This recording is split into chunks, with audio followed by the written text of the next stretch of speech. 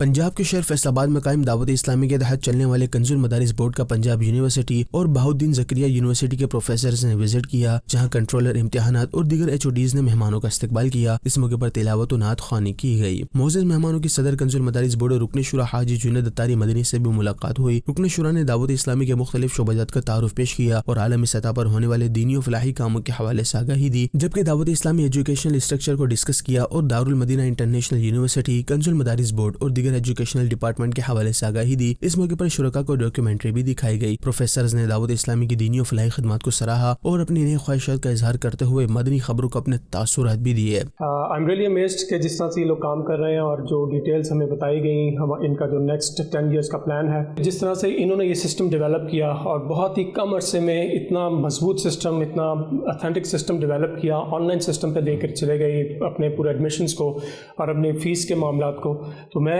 یہ سمجھتا ہوں کہ ہماری جو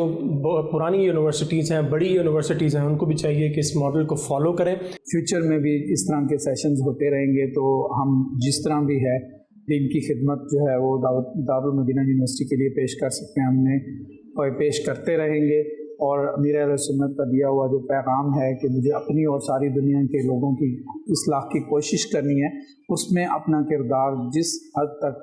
ہم سے مدنی مرکز مانگے گا ہم ادا کرتے رہیں گے۔ مدارس بورڈ کا مانیٹرنگ سسٹم ہے، ایگزامینیشن سسٹم ہے، جس طرح کریکولم کو ڈیولپ کیا گیا ہے، مدارس کو دنیاوی تعلیم کو مد نظر رکھ کر جو سبجیکٹس، جو کورسز ڈیزائن کیے گئے ہیں، الحمدللہ بہت زبردست ہے۔